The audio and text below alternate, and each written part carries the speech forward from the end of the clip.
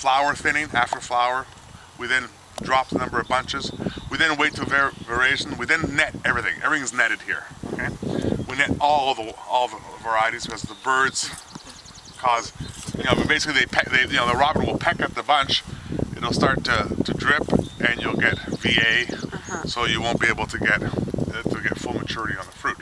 So what we do by doing that is we're actually extending the ability to hold the fruit longer. We then go through and we'll drop any bunches that are still green a week after veraison. We go through and we drop them because they'll never catch up. So why keep them? So we drop them. We then hand pick everything, and the whites are single sorted, which means they go across a sorting table, and there's 12 people around the sorting table, and we pick up every bunch. We take off all the bad berries, and all of our whites are whole bunch pressed. Does everybody understand the difference between whole bunch pressing? We're probably the only winery in Niagara that whole bunch presses all of our wines. Okay. I mean, it's a lot longer. You'll see that we have 2 presses for a winery this size, which is sort of weird, but it's one of those things. We then the reds are not only whole bunch pressed, they're whole bunch pressed, and so they're not only bunch sorted, they're also bunch sorted and berry sorted. So we sort.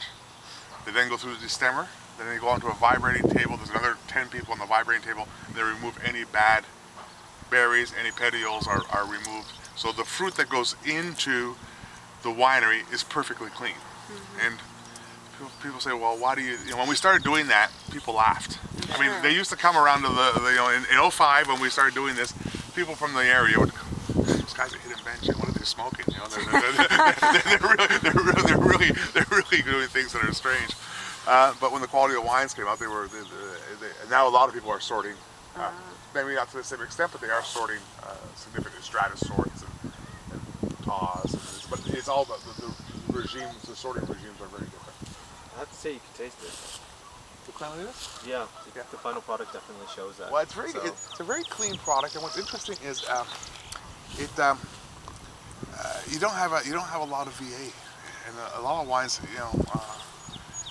I'm very sensitive to VA. I don't like the tickle, and so well, especially Pinot Noir and Chardonnay are sensitive to it as well. Yeah, exactly. So I think you want to try and keep the product as clean as possible. So that sort of is the regime. Within after harvest, we'll pick up. All the nets have to be picked up. So there's a lot of on average, people have 1 laborer per 10 acres. Yep. We have 1.5 laborers per acre. For 10 acres, so that's just to give you an idea of. You use transient workers? We bring Mexican workers in. We have 2 houses that we provide them accommodations. Wow. Our vineyard manager is a South African. You'll meet him in the course of the day. His name is Steve Roach. Steve was the vineyard manager at Hamilton Russell in South Africa. Yep. He's also a winemaker, a very talented individual. So he and I sort of manage the vineyards, and our new winemaker, who you meet, Marlies Byers, is also involved in the decision. It's a team. We all don't have an individual. We have individual responsibilities, but we all do everything. That's basically when you're as small as we are. That's basically how it goes.